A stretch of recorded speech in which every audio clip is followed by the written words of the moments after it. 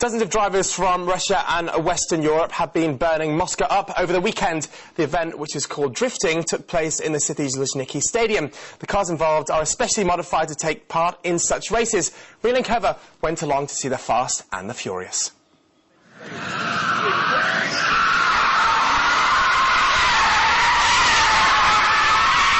Screeching tires, smoking brakes, and the smell of burning rubber. Welcome to the Red Square Drift Ramble Show. This event is part of the King of Europe series of competitions, Europe's major drifting contest. And the continent's leading drifters were in Moscow to compete with their Russian counterparts. It's got all the things that the audience want to see, and for the driver it's also good fun because you have the contact with the audience, you can look at the people, you can play with them.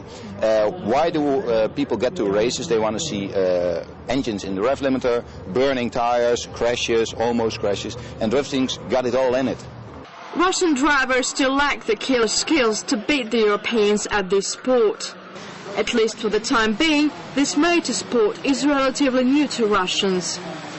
My obsession with drifting started when I watched American movies about drifting and decided to repeat the tricks that they did. That's how almost everyone here got into it. Both Europeans and Russians claim that you don't need any special talent to go drifting. All you need is a lot of practice and a big wallet.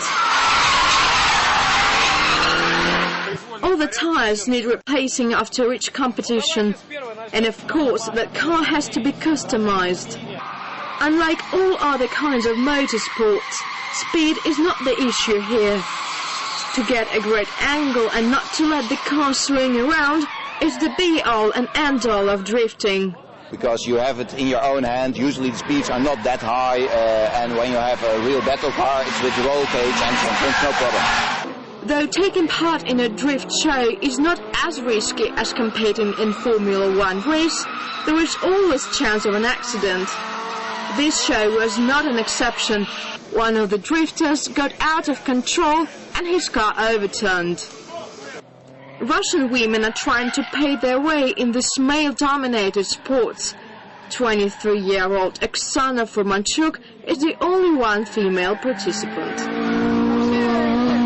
I don't see any difficulties for women to drift, and there is no gender discrimination in the sport, though there are just a few women drifting in Moscow.